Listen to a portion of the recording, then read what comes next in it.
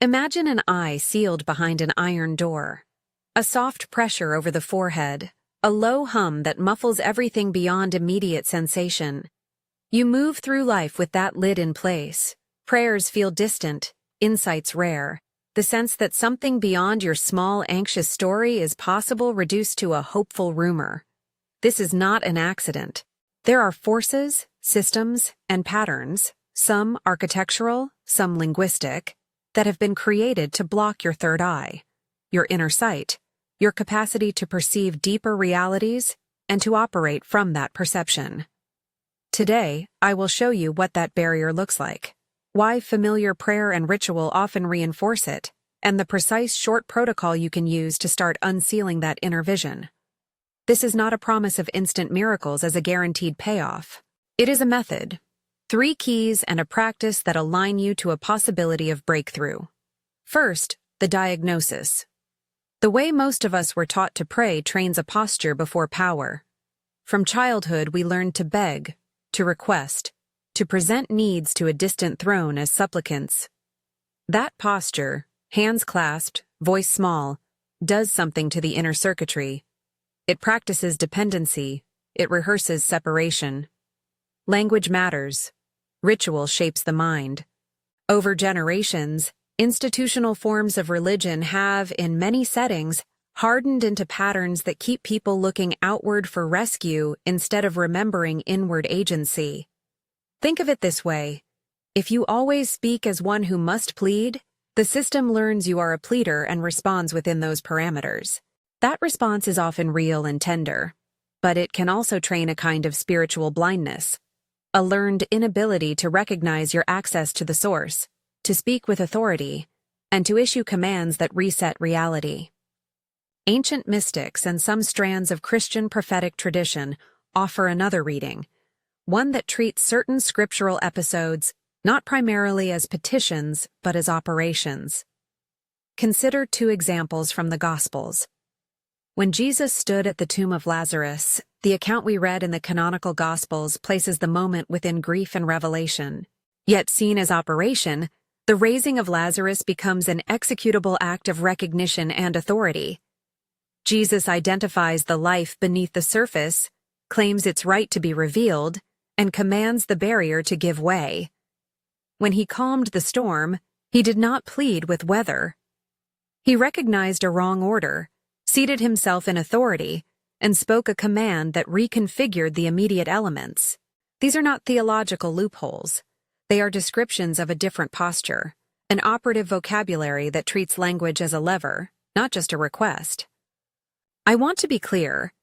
When I frame these scenes as operational metaphysics, I am not collapsing Scripture's depths or rejecting devotion. I am offering an interpretive lens you can test experientially. Some of the traditions that developed alongside early Christianity, what we sometimes call Gnostic or extra-canonical streams, describe a cosmic architect and gatekeepers, metaphors for systemic forces that obscure original source consciousness. We use those terms cautiously and as interpretive models, not as canonical pronouncements. Call them metaphors. Call them models. They help explain why certain patterns of language and ritual can function as blockages rather than openings. From that diagnostic spring 3 keys. These are not slogans but practical pivots you can embody immediately. The first key is recognition. Recognition is a sudden, visceral remembering, an inner flash that says, I am more than this brief problem. It's less an intellectual assent and more a felt identity, an alignment with the person you were created to be. Somatically, recognition is the sensation of a door unlatched in the chest. You can train it. Sit quietly, breathe into the center of your chest, and notice the fact of being alive without narrating it. Let the identification soften with your name and role. Notice how small those labels feel next to the word I am.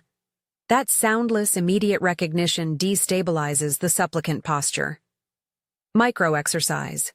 Close your eyes, place a hand over your sternum, breathe 3 times slowly.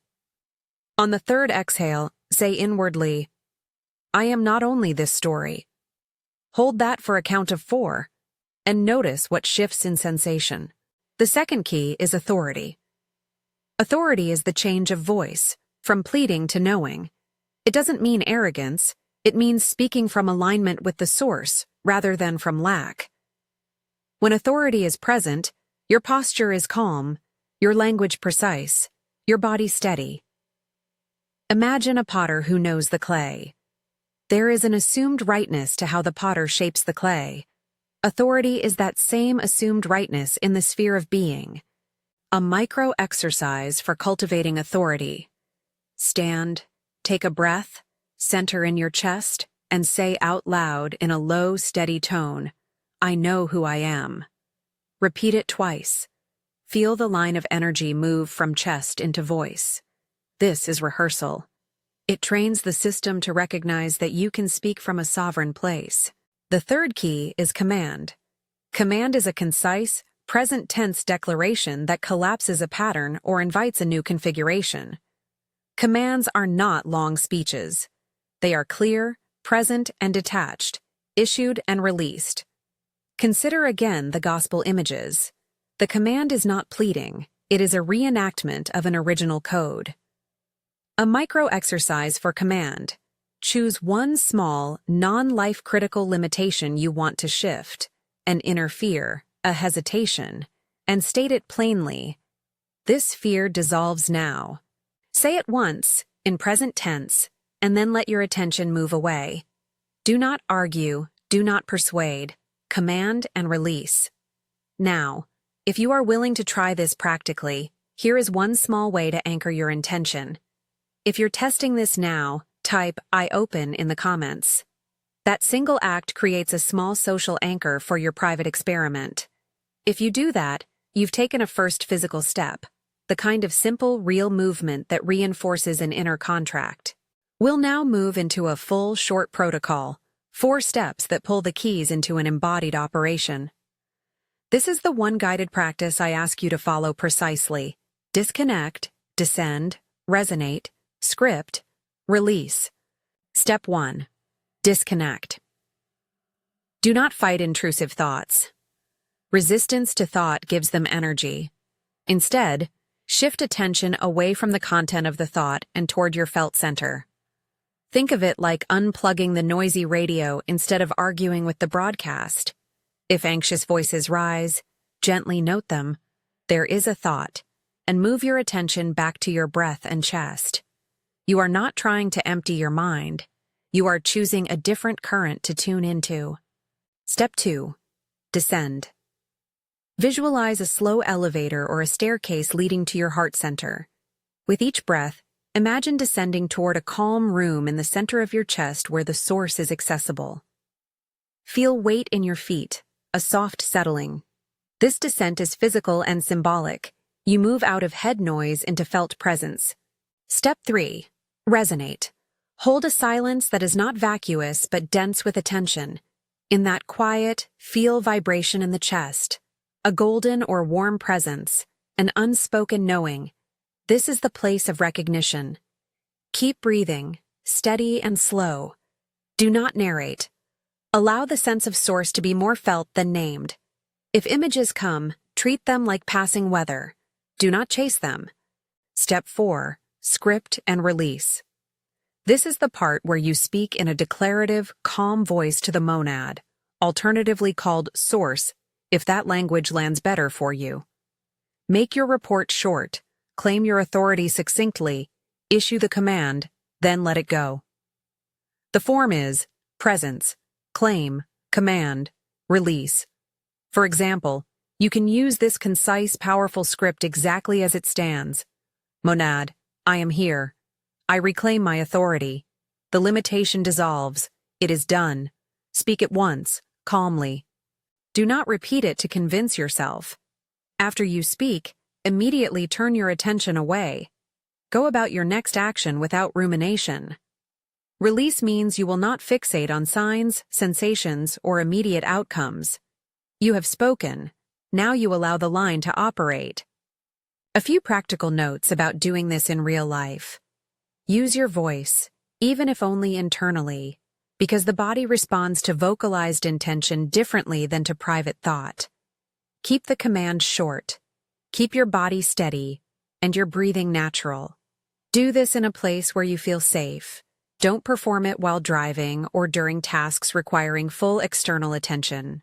Do not abandon any medical treatments or legal responsibilities in expectation of supernatural replacement. Spiritual practice and practical care walk together. The practice shifts probability and alignment, but it does not automatically remove the need for wise, responsible action. Expect resistance. When you begin to unseal interior sight, 3 patterns commonly appear: immediate doubt, an intensification of old symptoms, and narrative backlash. Doubt will arrive as if on schedule. Maybe this is dangerous, or I must be deluded. Do not fight the doubt. Observe it like weather. Name it, there is doubt, and return to your center. The intensification we call collapse. Old structures, defense patterns, or relationships sometimes destabilize as space opens. This can look messy: temporary anxiety spikes, a relational strain, or a sense of emptiness where old certainties were. That is not a sign you failed. Often it is the clearing necessary for new perception. The third pattern, echo, is synchronistic feedback. After issuing a command and releasing, small confirmations can arise. A sudden insight, an unexpected conversation, a symbolic sign. These are not proof of guarantee, but they are useful indicators that the line is functioning. Hold neutrality. Do not chase every echo. Maintain measured curiosity. Here's a short example to illustrate how this plays out. A person I'll call Miriam felt a persistent heaviness around speaking her truth at work. She followed the micro-exercises for 3 mornings. On the 4th day, after the full protocol, she issued a short command that her hesitation dissolve. That afternoon, a meeting ran long. A client left early, and an opening arose for Miriam to speak. She felt steadier than usual and offered a concise intervention. The meeting responded.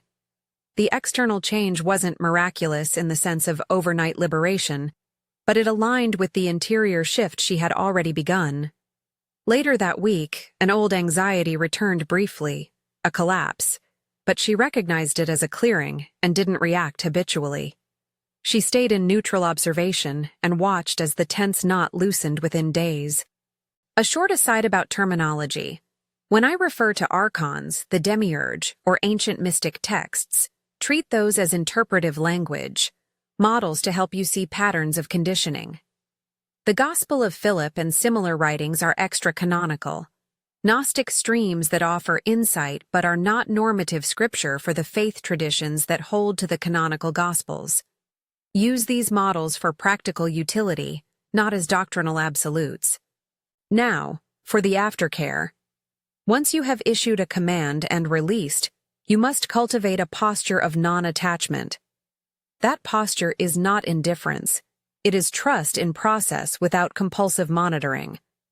Neutrality is powerful. If you obsess over outcomes, you recreate the supplicant posture and drain the operation's momentum. So do your ordinary tasks, sleep when you sleep, eat, keep appointments, track nothing obsessively. If signs come, echoes of synchronicity, note them briefly with gratitude, then return to ordinary life. If backlash arises in stronger forms, heightened anxiety, intrusive thoughts that become disabling, or sudden risk to safety, seek support. Contact trusted friends, a counselor, or medical professionals as needed. Spiritual practices can catalyze deep material that benefits from grounded support. Remember, spiritual shift and practical wisdom belong together. Let's consolidate practical steps you can take this week. Choose one modest test, a single command regarding a non-critical limitation or hesitation. Use the full protocol once a day for 3 days. Make your report no more than 2 sentences, your claim concise, and your command present tense and short. Follow with immediate release. Keep a journal of neutral observations only, dates and one-line notes when echoes appear. That way you gather data without obsessing. A final commissioning for this part. You have heard the diagnosis, the keys, and the protocol.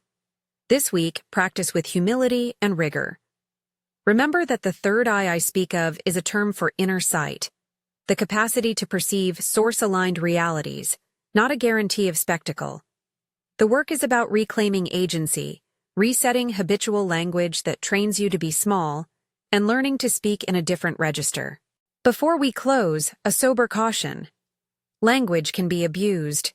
Systems that have conditioned us into supplication are complex. They are also interwoven with genuine places of comfort and community. This teaching is not an instruction to abandon spiritual communities. Stay in relationship with people who can support your discernment. Do not take reckless actions, quitting essential jobs, abandoning medical treatment, or putting yourself at physical risk because of an experiment in spiritual protocol. Test with responsible boundaries. One last short practice to seal this teaching. Find a quiet moment. Place your hand over your chest, breathe down into your sternum, and feel the small door. Remember the 3 keys: recognition, authority, command. Breathe into recognition. Stand in authority. Speak with command, then release. If you are willing to continue this path, subscribe for the next guided series where we will practice focused protocols for clarity, prophetic alignment, and everyday courage. I will offer step-by-step transmissions designed to protect the line and deepen your sensitivity without sensationalism. We close with a brief commissioning and a single calibrated prayer in the operative form I have taught: declarative, calm, and released. Address the monad, or source, if that name resonates better for you. Claim your authority, issue a concise command, and let it go. Monad, I am here. I reclaim my authority. The limitation dissolves. It is done. Go now with steady attention. Move in ordinary life, test with courage, and remember, perception is a practice. Your third eye was not sealed forever. It was obstructed. You can begin right now to unseal it, step by step, with wisdom and care. If this taught you something and you want guided follow-ups as you practice, subscribe so you can join the next series. Be wise, be brave, and be gentle with yourself as you reclaim what was always meant to be remembered.